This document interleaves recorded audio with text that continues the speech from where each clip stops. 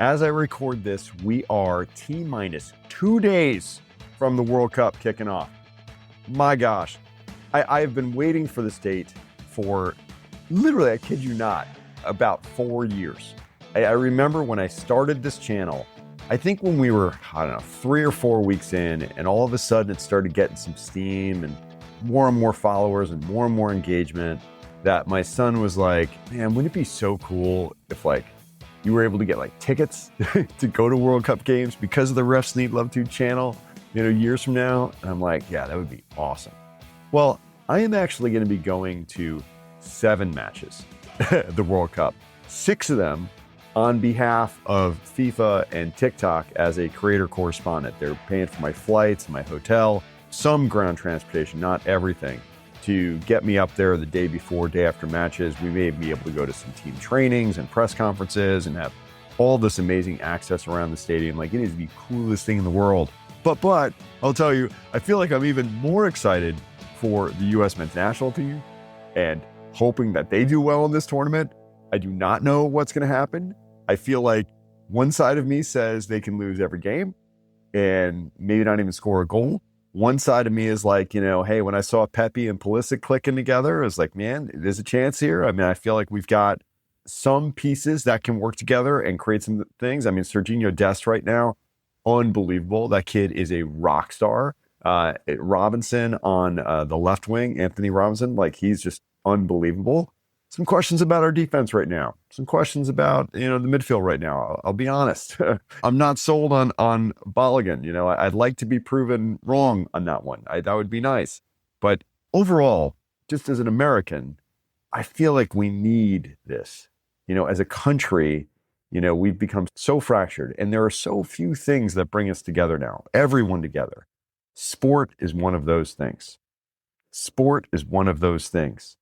People of different ethnicities, different walks of life, different socioeconomic backgrounds, different nationalities, different religions. We can all still come together about a team, and specifically this U.S. national team, which is actually outrageously diverse, and it's got people from, different parts of the world, whatnot, and all across our country, from the Northeast, from out West, from, Southeast. It is such a cool thing to see. And so I'm just so excited for this World Cup. I will say, if you follow me on my channels on Instagram and Facebook, I would just really encourage you, you need to check me out on TikTok right now, because TikTok is giving me, and FIFA is giving me, this exclusive access to content every single day, actually game footage that I can analyze and post about. But I'm only allowed to post it on TikTok as part of the deal to travel to all these games and have all this access. So I can't post the same things I do on TikTok that I would on Instagram or Facebook. So if you don't follow me over there and you don't have TikTok, just download it for the tournament, because there's going to be some really cool stuff that happen over there, since TikTok is the official social media partner of the World Cup. Okay, so going to be fun. Crazy next 6 weeks of my life. Oh my gosh, dude, literally a week from tomorrow, I am going to be, at least they keep telling me, I found out about this week ago, I am going to be at a United Nations, roundtable function, against hate speech. And FIFA is a partner and sponsor of this. And I am going to be on a panel with George Weah. Okay, Tim Weah's dad on the U.S. men's national team, former Ballon d'Or winner, former president of Liberia. It's me, him, and another dude on a panel. Me, David Gerson, Refs Need Love To, at the Center for Civil and Human Rights here in Atlanta. What? Crazy. Unbelievable. But yes, once this tournament kicks off, I'm going to be Boston, I'm going to be Atlanta, I'm going to be Philly, I'll be Kansas City, I'll be, New York. I'm going to be all over the place for a while. So I don't know how many podcasts more I'll be able to get out. I got 1 or 2 more that I'm planning to record in the next week or two, but who knows when I'll get them actually out. The last thing before I lead us into this week's podcast, yesterday we also found out about Omar Artan, or I think his actual last name is Abdul Qadir, I believe it is how you pronounce his last name. The Somalian referee who was not able to enter the United States to officiate at the World Cup. And again, I have no idea why he was denied entry. to the United States, aside from the fact that Somalia is on a list of travel banned countries. But it is just so unbelievably gut-wrenching. You spend your entire life as a referee. You're like, he's in Somalia. Can you picture the environments this dude is officiating in, right? We kind of bitch and moan about grass fields, or maybe it's a little patchy or something like that. We're talking dirt. We're talking one of the poorest countries on earth. 19 million, people in Somalia, war-torn country, civil war, famines. Like, it's just been awful, awful. But this man has committed his life to becoming an official and worked his way up to becoming a professional, and then became a FIFA referee, since 2018. And in 2025 was voted in the African delegation to be the top ref in Africa, a referee of the year. And he's only 34 years old. So he did that at 33 years old, okay? He would have been the second youngest referee to attend this World Cup, second youngest.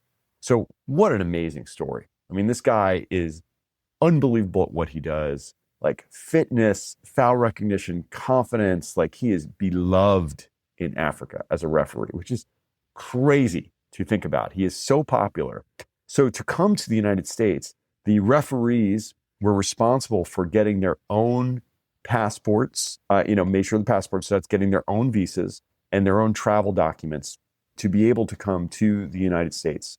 And he did get a visa. He was given a diplomatic passport from the Somali government, diplomatic. So that's like a whole different level of status, in terms of his passport.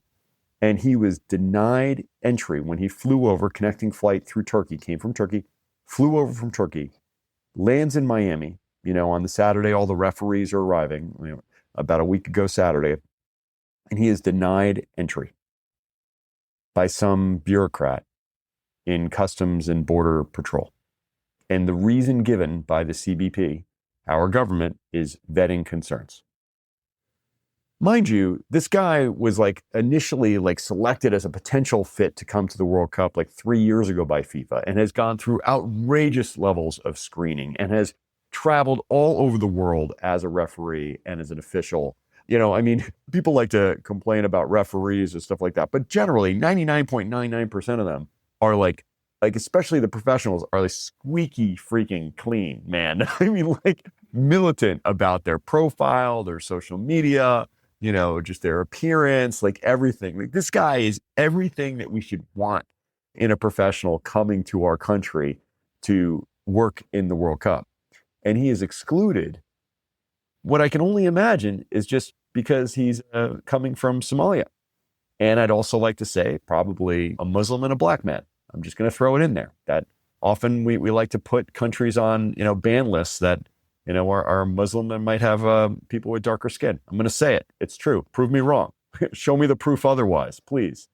And it's really upsetting. It's imagine, and again, listen, I'm not saying there's not some bad people in Somalia, but it's like saying as Americans, okay, we're not allowed to go travel into other countries now, or other countries aren't going to let us because you've got a bunch of people with guns who commit gun violence in America, and you've got rapists and you've got fraudsters in America. You'd be like, wait a second, but I'm not one of them. I'm a good citizen. I don't have a criminal record. I've never committed any crime. Why are you going to hold me responsible? I'm in a country of 300 something million people. I'm an individual. You should judge me as an individual.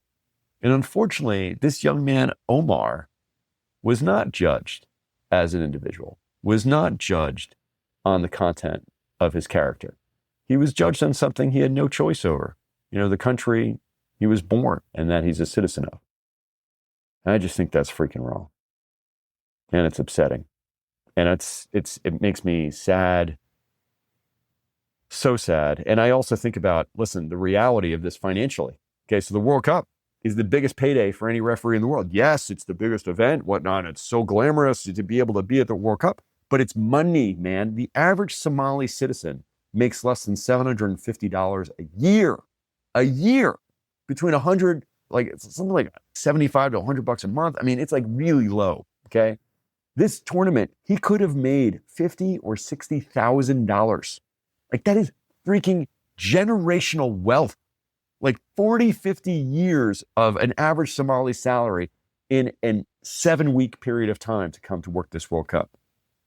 You imagine that impact that has on him and his family, and generations of his family? Heartbreaking. Just heartbreaking. Yeah, that's all I got to say about that. All right. Today, guys, on a more positive note, I've got Huck Sorock back from REFR Sports. And listen, there's reasons why I bring, entrepreneurs on here, because we need more people making cool stuff for referees, okay? And REFR Sports has created a really cool platform that makes people's lives better, referees' lives better. And I want you to hear from entrepreneurs who are doing this, because if you've got a good idea on a product or a system that you want to do better, I want you to feel empowered and encouraged to go out and do it. Figure out a business plan, start making that thing happen, set up that website, do what you got to do. I had someone call me today who wanted to, change how we send out badges here in the state of Georgia. Because in Georgia, all we do is we put a badge in a blank envelope. No paper inside saying, hey, thank you for being a referee. We just send badges out to someone's address, with a label on it and no message in it. Well, he's got an idea and he wants to do something for people with a letter for people with less than 1 year of experience, got a letter for people with up to 5 years and a custom coin for them. And then like not a veteran award, but, a more experienced referee, like 10-year plus coin and cards that go out to our referees with 10 plus years experience. I'm like, that's amazing. I love that. And he got inspired because we were having a conversation this weekend on the pitch. He was officiating on the pitch next to me. We were talking under the tent after the games. And I was telling him what I do and my story, and he got inspired. I love that, man. And so I'm going to help him figure out how we're going to do this and how we're going to get it sponsored and paid for. Okay. This is an amazing time in our country where technology the costs are significantly low. You can use AI to put together beautiful visuals. You could set up a new website really easily. You can email people. You can text people. You can do all sorts of things. We can create petitions, on change.org. There's so many things that we can do. So I hope that this podcast inspires you to go and do. If you've got something you want to go and do, if you've got an idea, man, if you've got a concept, whatnot, that you think could be a great product for referees or just whatever, just in general, and you want to talk to a small business owner who's started like 3 or 4 different businesses, now talk to me. I'll give you feedback. And, if I can't help, I'll help. But I think this is a good thing. So I hope you guys enjoy today's pod. And I love you. Enjoy the World Cup. Go USA, go. Let's hope we win some games. But most of all, enjoy the experience. We should be thankful that it's here. And I hope everything goes well. Love you guys and talk to you soon. Hello and welcome to the Refs Need Love To podcast, a show that gets real, raw, and behind the scenes of one of the hardest jobs on the pitch, the referee. I'm David Gerson, your host, and everywhere these days, so whether it's TikTok, Instagram, YouTube, Facebook. And now, as we gear up for the World Cup, I'm going to be a correspondent for the World Cup as well, attending numerous matches and giving you kind of match of the day analysis. Guys, today's podcast, we are actually bringing a guest back on for the second time because there's been some real changes and innovation in the assigning space. REFR Sports has been a longtime supporter of this program, just continues to innovate and evolve and make people's lives easier because it shouldn't be hard to get assigned to games. It shouldn't be hard to assign people to games, but we still have people out there using spreadsheets and emails, and it's complex game this weekend. And literally the only note that I have or any record that I have that I'm doing is a text from the assigner. That's it. One text. So things need to change, and REFR really has been changing the game. So I'm going to bring back Huck Sorock, the president owner of REFR Sports, to bring us up to date. Huck, welcome back, man. Hi, David. Thank you so much for having me. Yeah, no, I'm thrilled to have you here. You guys have been going through some explosive growth. Can you tell us a little about it? Yeah, it's been a fun journey. It's been a little bit overwhelming. It's a first world problem. We're growing fast, and that can be overwhelming sometimes. I think it's taken time. I've been working on this for 4 years. The first couple of years, it was frustrating. I had a naive vision that a year from now, everyone in the country is going to use this software and it's going to take the market by storm. So I've got a motorcycle going by me here in the office, but it's been a fun journey. In the last year, we've seen somewhat of what I'd see explosive growth. I think a lot of that has just come to fruition over time. I'm also a young founder, so it's taken time to just get our foot in the door and grow relationships. But one of the things we were talking about before we went live here is just how getting people to make the switch. And you mentioned a lot of people don't want to be the first mover, but they want to be the second mover and the person to jump on it soon after. And so our initial strategy was really built around a land and expand strategy, where initially we were building what I call the table stakes. And it took us a couple of years, like credit given to where it's due. There are competitors in this market. And as much as some of them are old softwares that aren't super intuitive or user friendly, like credit given to where it's due, they do work.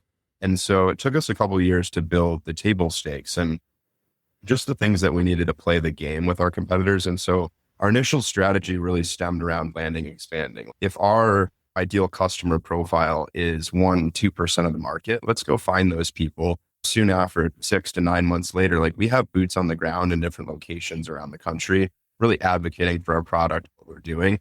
I think the thing that sets us aside from some of our competitors is my partner and I are young guys. We are not the NFL official, the MLS official, or the NBA ref that's starting a software company and selling downwards to our relationships. We're young and we're really good with technology. And we saw an opening in the market to build a better software, but also to just love our customers and support people in a different way. And so we have two portions of our business, one being the software stack that people are ultimately using to manage their small business of sports officials, make assignments all the way through payments, taxes, et cetera. The other half of our business is really consulting arm, where we have made our model very different than our competitors, where we don't charge you based on how many referees you have in your pool. We charge you based on, it's a usage-based system. So you pay for what you use, and what you use is quantified in the terms of games. And so that has really helped us go to market from a consulting standpoint, where we're actually not a subscription that people pay and we forget about them. And I've heard countless stories of other softwares where I have a problem in a huge tournament coming up this weekend and I reach out and I don't hear back for 2 months. And so we've come into it with more of a consulting arm too, where we actually help our clients build websites. We help with recruiting. We actually do SEO on the back end to help them appear higher on Google. And then beyond that, we're just helping with simple processes. Everyone from our operations team comes from a consulting background, where we're really diving in and saying, hey, you schedule 300 officials across 5,000 games a year, and you're covering games for 30 different soccer organizations. A lot of the times they come in and they don't have a website built. They're recruiting off of the back of a baseball diamond or word of mouth. And they're 30 clients, but 29 different ways they're being paid. So some of it's just like the operating system. Then ultimately, some of it's just how we consult with people. And we're actually a partner of the people that we work with. And the more games they do, the more they recruit, the more they succeed, the more we do too. And so we've created this kind of mutually beneficial relationship, which has led to us like having zero churn on our software, with the exception of a few people falling through the cracks in onboarding. Like once someone started using our system, they've never left. And so that to us is a big win. It's that we're continuously providing value. And the other thing I've learned throughout this is just, there really isn't such thing as a good business idea. There's good problems to solve. And man, was this a good problem? But we're really only as good as our ability to listen and learn and keep making it better for the customers that we're serving. So that's been a little bit of just the growth and initial strategy. Now it's definitely flourished a little bit to the point where it's getting a little bit overwhelming, but we're starting to just really see real brand recognition. If we're calling people, oh, you guys are REFR Sports, I've been hearing about this. Yeah. We've landed in 42 of the 50 states here in the country. So we have boots on the ground all over the place, actually advocating for this product now. We have a little over 10,000 officials on the system here in the US too. So it's starting to get to that point where there's actual critical mass, like advocating for it around the country. Oh, that's so exciting, man. And if you don't mind me asking, I know it's a personal question. How old are you, brother? I am 25. I turn 26 next month. Yeah.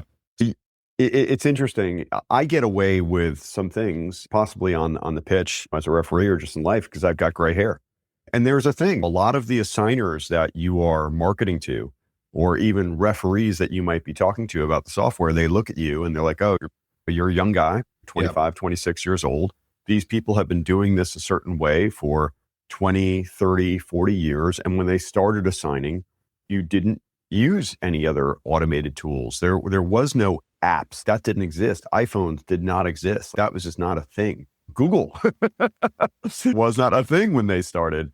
And so that's one of these barriers to entry, is just young person who's passionate and excited about an idea. And sometimes people can't see through that.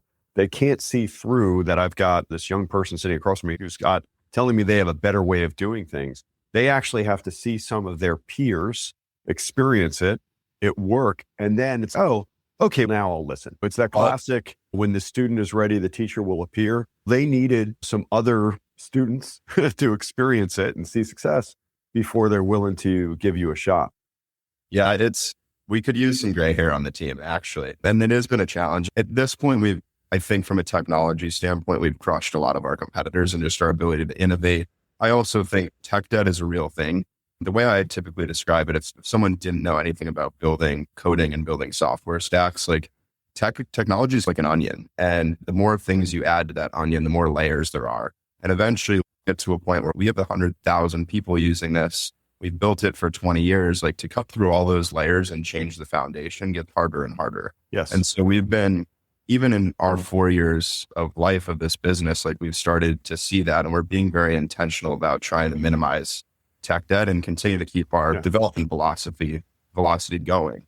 It has been a challenge though. And I think, but it can be frustrating too. At the end of the day, like it's taken time for us to develop trust in the industry, which why not my partner and I always talk about. If you look at a big corporation, no one's going to get fired for sticking with IBM is the analogy. So a lot of the times people will see this, they'll look us in the eyes and say, this is the best software I've seen on the market, but I'm not going to get fired for sticking with what I've got, even if it's not working great, as long as I'm not getting fired. And so even to us, like we've tried to focus of it can't be 2 times better. It has to be 10 times better. Yeah. And eventually you get that compounds and you can start to take people. And to my point earlier too, it's once we've landed and we have people advocating for it in that market, you start to develop trust with their peers, which can be really powerful too. Yeah. But it genuinely is something that we've struggled with. Is sometimes I'd sit across from someone, I'm selling someone something that they've done for longer than I'm alive. And I'm trying to bring technology to them to change the way they operate, which can be a challenge. Yeah, no, it's a big time challenge. One of the things in bringing you back onto the pod, you and I had a conversation. We actually did a demo with an assigner not long ago, and I posted the full video on my YouTube. But there were some innovations that you guys have done over the last couple of years that really blew me away. When I first saw the app, it's 2.5, almost 3 years ago, it was cool. There was basic functionality. It was clean, but I say basic, easy to read, easy to find what I need. All the things I'd want or expect out of the top choice app in the industry. So everything there competitive. But I saw some things that on that demo that I went, oh my gosh, dude, that is so cool. I really think we need to have a conversation about that so that referees listening to this or assigners listening to this can start having real conversations about things going and how we need to evolve, and that staying with the status quo, like you said, I won't name names. I don't want to anger anyone out here. It's unacceptable in this day and age. So one of the things in particular, and this for anyone who's listening to this pod, who's a big techie like I am, I've been watching the rise of AI, okay, and how it's been changing. And I remember using it early on, and I would use it for catching spelling errors on an email I was writing or helping me rephrase an email. And then I started using it to help me develop formulas and tables on spreadsheets and things of that nature. And then, the next thing is maybe it can help me create some images, or it can help me create some graphs. And now I don't know if there's a task that I need to do where I don't think about, let me ask Claude about this. That's the one I'm using right now from Anthropic. And last night at the dinner table, my son needed to put together a resume, and he had this list of stuff written down in a doc. And I was like, dude, just give me that. And I threw it into Claude. I was like, give me his professional resume, blah, blah, blah, blah, blah. And boom, done. And my wife is, what? How did you do that? I'm like, dude, it's magic. But I saw when we sat down last time, one of the big things that is a real big issue for assigners is tournaments. We're coming into the summer tournament season, and they're working with people who are using spreadsheets, who are just changing things on the fly and sending things to the assigner. And then the assigner is having to manually input these things into their system that they're using. And that's painful and it's time consuming. And then they send over another spreadsheet and things have changed. And they're going to manually find those things. You guys have integrated a whole new way to leverage AI So take all of that manual work out of the system for assigners. Can you talk us through that? Like, how did that start and what has that been doing? How has that changed the game for assigners? Yeah, I think there's two components to that. And what I alluded to earlier is at one point we were building what we call the table stakes, right? There's two components to this. At the table I'm sitting at right now, if I took two of the four legs away, the table would fall down. And so initially we we're just building the legs to the table. Now we're building the finishes and what we call the bells and whistles. And so we've got all of the needed components there. Now it's like, where can we add value? Now with AI, I see two sides to this. There's internal use and there's external use. How do we empower our team to be more efficient and provide more value to our customers? And how do we empower our customers with tools that they can use to minimize their workflows, clicks, whatever it might be? Now, internally, we are working extensively on this. We use all different types of AI. Our developers are typically using Codex. I use Claude and GPT on a daily basis. There's pros and cons to all of these things. Interestingly, I think stats are showing that 99% of token usage is actually happening from 1% of the US population. A very small percentage of our population is doing the majority of work on AI. And so internally, we're doing things like refactoring our code base, putting everything into context files. Actually, we have actual agentic developers now that are actually doing code and actually laying code on the system and then pushing it to one of our developers to actually review their PR. So that's just speeding up our development velocity. We're able to move quick. We've got essentially agentic employees that are doing a lot of the code on the system that's being reviewed by real. When you say agentic, explain that for people who don't understand. Yeah. So it effectively, if most of the average population is going into like what you had said, build me a resume, or I'm feeling these symptoms. What is this? I need help building a financial plan for my personal life. Those are typical questions being asked probably by a normal person that's using AI on a daily basis. Agentic AI is effectively recurring tasks. So I can actually not just answer this question, but actually go do this and do step 1, 2, 3, and 4 and report back to me. So effectively we have real people, but it's not a real person. It's an agentic person. So we have a name for them. They have access to our system. They have an email. They have a Slack account. They have access to our code base. So essentially it's just multi-layered tasks that are being done by AI in the form of a human in some way. It's almost an employee in the company that's not a real person. Yeah. I'm not an AI engineer. So and just so everyone knows, you are a real person. I'm staring at you on the screen. You're a real person. I am not. But it's even interesting. What do we name it? We're coming up with the names as a team. Sorry. Yeah. No, I know you're in downtown Minneapolis, right? I am. And it's a very nice day. So I've got my window open, which might not have been a good choice for a podcast, but no, it's okay. But I just want to say, before you go on, this is real. The companies who are going to be successful in the future are going to figure out how to leverage AI models to make them more efficient, to extend their team. And yes, I know a lot of people are out there. Humans could be doing those jobs. Yeah, guys, wake up. This is real. You need to figure out how you can solve problems for people and leverage AI to do it better, because that is what is coming. I see it every single day. I had a phone conversation a couple weeks ago with a customer service person, and this woman had a Southern accent. The way she was talking to me, the words she was using, the cadence of her speech, everything, I thought I was talking to a real person. It was not till 5 minutes into the conversation where I recognized this was AI. This was not real.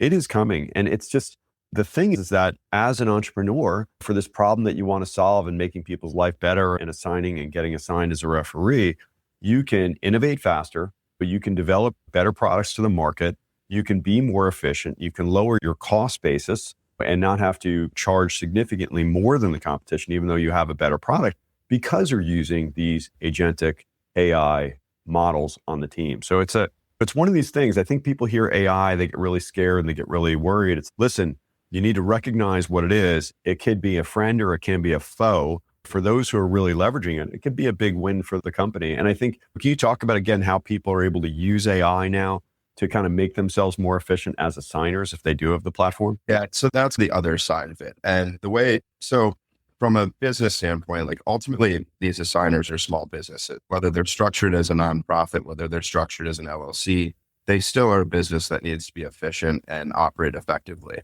A lot of these businesses they're service-based businesses, and it's a chicken and the egg game. Like, I am only as good as my ability to train and retain more refs this year than I lose. That's how I grow my business. I firmly believe that egg in this instance comes first. If you have the refs, you can go get the contracts for the games.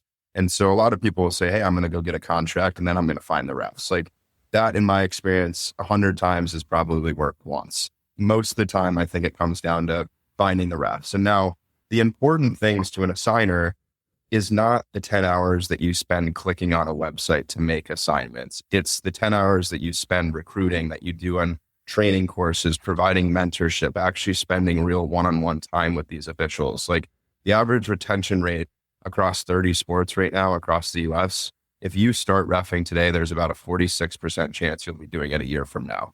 And I firmly don't believe that, yes, parents and coaches play a role in this, yelling at the 15-year-old kid like me that started out, but that's a reality. And most people know that getting into it. I think a lot of this stems from the fact that I might work a game and get paid for it a month and a half later with a check in the mail. I'm tracking things on a spreadsheet. I'm manually doing taxes. And so our goal is what we call the 80-20 split. A lot of assigners are spending 80% of their time on the busy work that's associated with managing their business and 20% of their time on the things that really matter. And what we're trying to do is provide some of technology and real human support. Now, we'll leverage AI to make ourselves more efficient, but we will not remove the human component. So how do I make myself 3 times more efficient so that I can spend more time with my customers, right? Same thing for them. How do they make themselves 3 times more efficient so that they can spend more time what actually matters, like spending time with the person starting, putting a mentor on their first 5 games. Like, these are the things that actually matter and actually help them grow a business. And so that's our philosophy is, yes, internally, how do we leverage AI to make ourselves more efficient? How do we use this to increase our velocity of our development? But externally, it's like, we love our customers. We are actually spending real time with them. The more they grow, the more we grow too. We're trying to flip that script and give them real tools that help them mitigate the time they're spending on busy work and spend more time on the things that matter, is the very simple way to put it. It's an amazing thing. I've met the owner of one of the major platforms out there. I think I've met actually the owner of 2 of the major platforms that are out there that are competitors of yours. They never talk about those things. Honestly, I think they're trying to come up with a way to get games into the system and send notifications to referees. But you're talking about much bigger picture things. You talked about development of referees. You're talking about intelligently spending their time focused on creating relationships, creating community, training and development. And absolutely, that's what assigners should be doing. I know in Minnesota, we have a mutual friend, Deneen, at the Referee Advocates. My gosh, every couple of weeks. Job. And an interesting stat, I might be, and sorry, Deneen, if you're watching, that's not butcher this, but their retention rates last year were 97%. Yeah. And that does not come down to parents yelling at those kids that are starting, because I guarantee it, a lot of those kids got yelled at on their first few games. And that's something that we could work to change, but that is a reality of our industry. They did that by loving the people that are involved. And the idea too, I think, is for us, our mission is way past an assigner. Our mission is to have a positive impact on youth sports through a very overlooked aspect of this. Across 100 million games a year here in the US, and that's excluding professional and NCAA sports. The one thing every single one of those games has in common is the need for refs. If you go ask 40 parents behind the backstop of a baseball diamond at their kid's 12U game, 39 of them probably don't know what an assigner even is. And so part of it for us too is for every assigner that we bring onto our system, we bring 200 refs with them. How do we affect the lives of the 99.9% of the people using the system through technology and love for that one person that's managing them? And we give them the tools that allow them to operate so efficiently and spend more time on the things that actually matters, to the point that it has a positive impact on the refs. And beyond that, then it has a positive impact on the players, the teams, the entire ecosystem of amateur sports. It's deep. I'm telling you, I know. I just love it.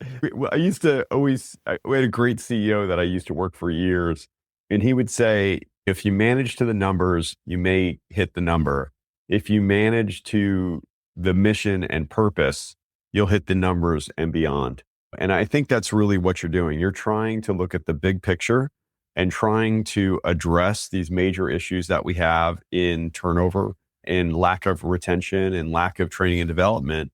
And again, that person, the connection that referee has to the games that they're officiating is the assigner. That is the connective tissue.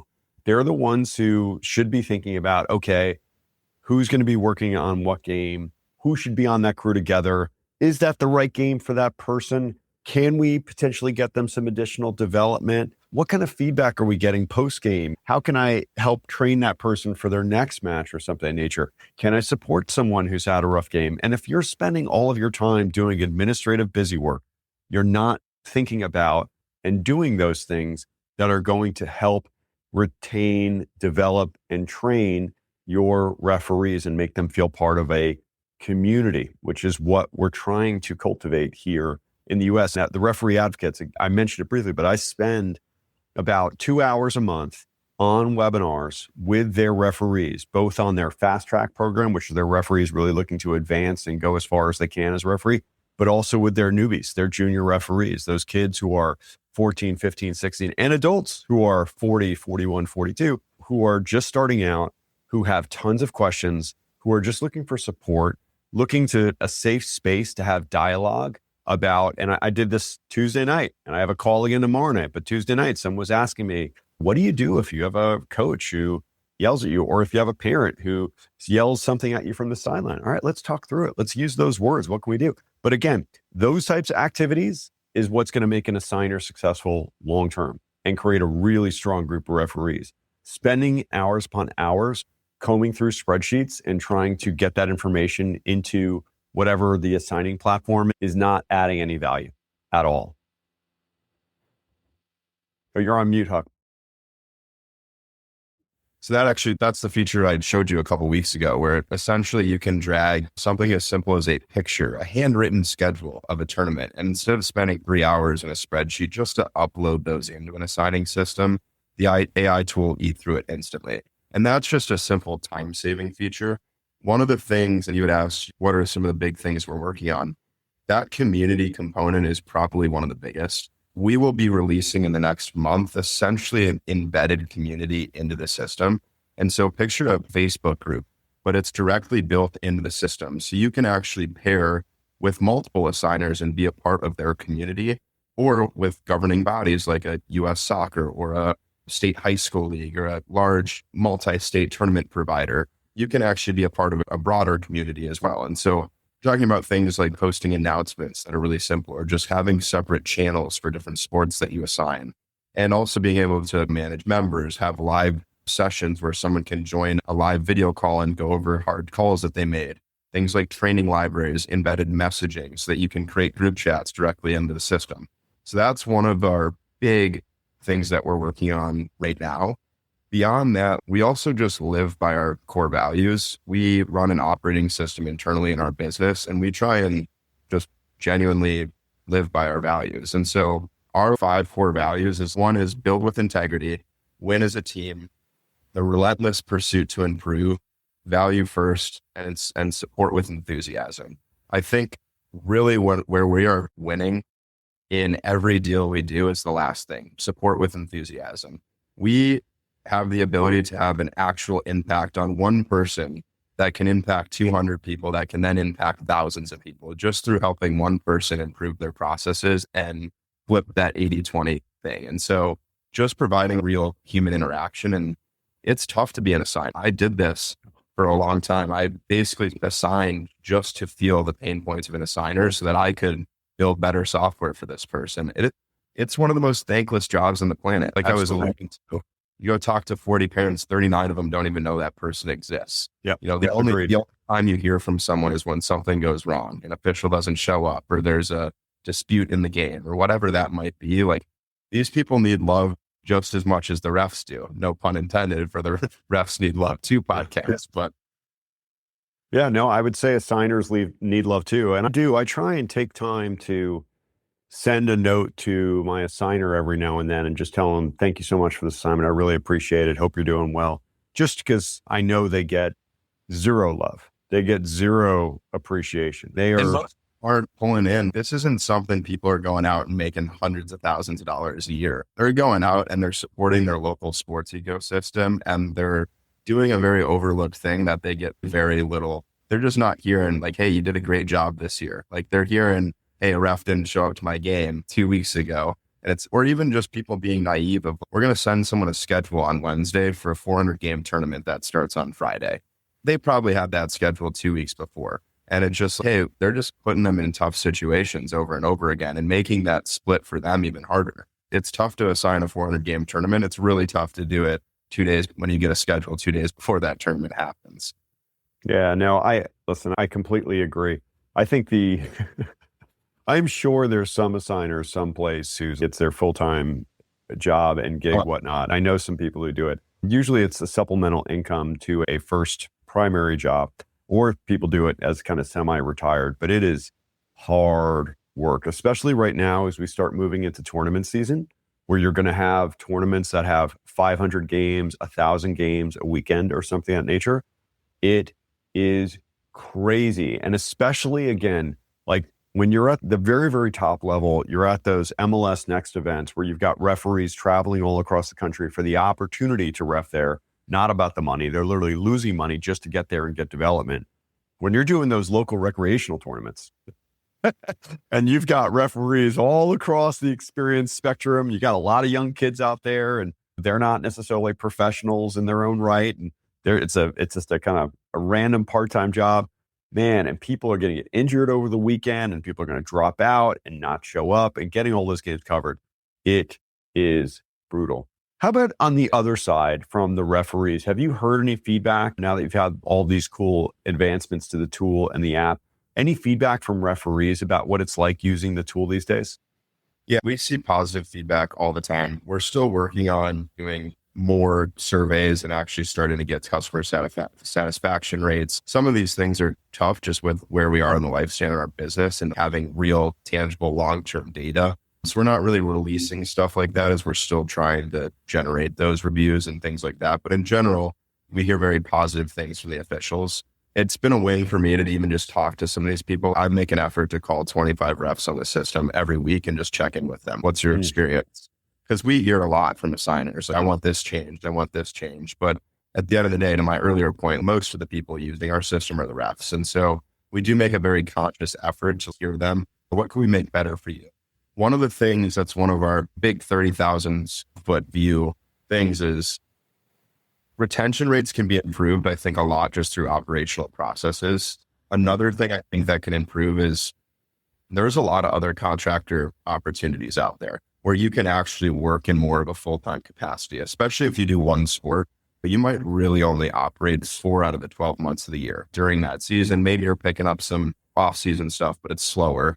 You can pick up your phone and go on care.com and babysit all 12 months of the year, or drive DoorDash or deliver food, or go on Uber and drive 12 months of the year and make a real living out of it, even if it's a contractor-based job opportunity. What we are trying to do is really address one thing is that we talked about this a little last time. I don't personally believe in the shortages as much as people think. I think a lot of it is an allocation problem. If you think about a varsity football game in Texas, the state of football, yes, they all happen on Friday nights. They're all high-level officials, and chances are we have a shortage at that level, or an MLS Next game, where we're looking for really qualified people that have done it a long time, they've worked their way up the ranks. We probably have a shortage of high-level officials. When it comes to a flag football game in Austin or San Antonio, that's a 10U game, and they've got a tournament going over the weekend. I don't think we really have shortages at that level. One of the things we're trying to address is reallocation of supply. If you think about 2 metropolitan suburbs outside of a metropolitan area like Atlanta, where you are, chances are there's a soccer assigner in both suburbs, and it's a Venn diagram. Half of them overlay into the other suburb, and they should really be working for both the people. They might not even know that other person exists. Oh, so, I hear that all the time where people are like, hey, do you know an assigner who does this? Do you know assigners over there? Do you know these assigners over there? And I know that's one of the things that you can do on REFR is you can just look up and see who the assigners are. Literally this morning, I had an email from someone who's a referee in Oregon or Washington, and they want to do some tournaments down in California this weekend or this summer and just do a little travel roughing. And he was like, do you know anyone over there? And so I do, so I could connect them. But man, it would be so nice just to be able to hop on an app and see these people. I think one of the app, they can create an account, they can put in your USSF certification number, and they can go find other assigners. One of your point of positive feedback. I talked to a ref last week that went to a different state, found an assigner on the system, worked a game for them, and got paid for it when they were back in their state that they were from the next week. Refs actually working across state lines now and doing things in other places with people that they didn't even know existed. And so we're trying to open that up. The other thing too is there's 50 to 70,000 assigners across the country. We will not work with every assigner that comes to us. We are not looking to get rid of assigners, but we are looking to create really good assigners, people that people want to work for and that feel like they're a part of a community, that are getting valuable feedback that they can take to their next game and do better. And so we would like to displace some of those assigners naturally by just loving the good ones. And hey, we're not going to take on an assigner that doesn't agree with our values and those 5 things that I said to you. We want to work with people that are looking to grow, looking to provide good services, looking to actually love the officials and mentor and actually bring people up the ranks. That's ultimately, I think, going to help with some of the retention rates naturally, where I can see all the people in my market that I can work for. And I naturally am going to want to work for the people that provide good goods and services. Yeah. No, I think it's a wonderful thing. We need to start opening up the landscape for referees who want to work games, make sure that they can find assigners in different areas. If they want to travel, pick things up, give them opportunities to work in different leagues in different parts of the city. I tell you, every time I travel to a different field to go referee and I make connections with people I haven't met before and I see referees work a different way that I haven't done before, I get better as a referee. Our community gets better. We need to start breaking down the walls and just trying to open things up. Without a doubt, we will all get better in that. So Huck, as we kind of bring to a close here, I want to hear from you. If you could say something to the assigners out there right now, again, who are using those antiquated systems or maybe no system and still doing spreadsheets and emails, man, if you could give them kind of that 1-minute pitch as to why they at least need to check it out and do a demo with REFR, what would you say to them? Yeah, I think it's a good question. Ultimately, it comes down to like how positive an experience do you want to provide to your clients, the organizations you schedule for, and the people that ultimately make your business happen in the reps. We are really good software when it comes to scheduling and managing officials, but beyond that, we're really good people. We're all young, we're hustling to grow a business. We're actually looking to spend real time with our customers. We don't sell everyone that comes across a demo with us, but I do think we win hearts and minds in every demo that we do. We live by our values and we want to provide value to our customers. It's an opportunity for us to learn too. Not like every demo we do doesn't go through, but we learn from almost every demo we do. And we're consistently iterating and listening and learning and actually making positive changes to the system. I would not look any person in the eye that I meet with and be like, this is a perfect system. It's not. It is only our ability to listen and learn and keep making it better. And the more people we have in our corner in our community, the better we are at actually facilitating that. What I would say is to look past the young and this is a nepotism-filled industry that's been a frustrating walls to break through, but we're really trying to break down the walls, show people the opportunities that actually exist for them out there. The other thing I would say is that, and this is one of my mentors in Florida, his name is Adam Bates, had told me, there is more of a chamber of commerce to officiating than people think. And so one of my selfish dreams is that somebody goes and they get a job from somebody they worked a game with because they see on their REFR profile that person's LinkedIn is there and that person is a real estate agent or works in finance. Or that to me is, wow, there's more to this than just getting out on the field and providing a good game experience. Like these are real people, part of a real community, and we can actually help each other grow in other professional ways too. So I think just opening up that chamber of commerce aspect of the industry is something that's really important to us, making it so that officials have visibility into the games that are out there. And then trying to help assigners flip the script and actually spend more time on the things that actually matter when it comes to growing their business, and minimize clicks and busyworks and the need to pull hair out over uploading schedules, actually putting in assignments, things like that technology should help with all of that. Awesome, man. I love it. I tell you, I did hear a bunch of beeps in the background. I think your computer is blowing up with people messaging you. I do hear that. But I think I'm getting a video upload stalled and audio upload stalled notification in the bottom of my screen. It's okay. I see you perfectly. You sound great. I would just say, man, I'm always so impressed when I talk with entrepreneurs in our industry who are trying to solve problems for our people. I've been a big supporter of every single person who wants to do something better, whether it was my friend who makes the rare bit buzzer flags, Leland who makes the Umpiros. I've talked to referees who are making 3D printed pieces to make larger finger grips for whistles and stuff of that nature. There's so many people out there who have just been like, there has to be a better way. And they've jumped in and they've created something that is better. And maybe it's not perfect when it begins, but eventually they get to a place where they've got something that could be best in class in that tool. And it's just so gratifying to see. Huck, I feel so grateful that we've gotten to meet in the time that we have. And I've just been blown away at watching your growth. And I hope you just continue to keep on booming, man. Can you tell everyone? Sorry, I was going to say, I appreciate you more than for us. Like, part of this journey is beyond anything official related. To me, it's like I joke with my dad, I'm getting my MBA in air quotes just through trial and error and getting to grow a business. And I'm trying to solve a problem of something I actually care about. But beyond that, like from a personal growth standpoint, I'm just growing as a person, and we're not perfect. We're developing as leaders. We're learning how to have employees, like all of these things. It's like a stepping stones of learning. We appreciate your support. I also want to drop this on you. One of our initiatives this year is that we're actually building out a sports specific advisory board. And I would love to have you be the soccer representation on our advisory board there. I'd love to. I accept.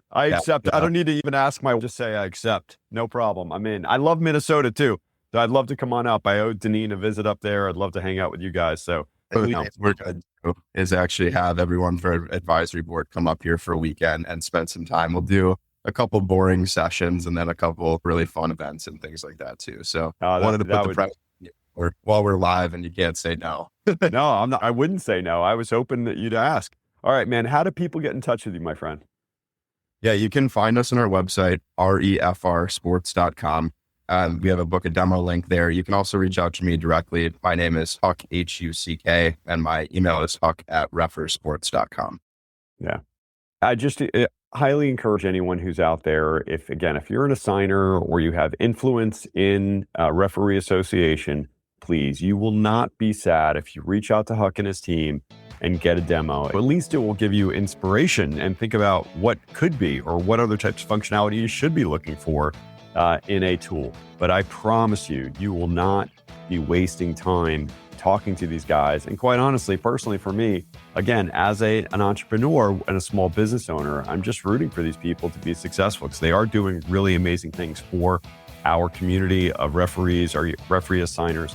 And again, if a referee assigner is more efficient, they can do more training, more development, build more of a community, be more supportive, get you guys paid on time, all of those things. So it's a wonderful thing. Again, Huck, thank you so much for your time, sir. So much, David. It's been really fun hanging out. All right. Guys, thank you so much for listening today. We really appreciate all of you. And as always, I hope your next match is red card free.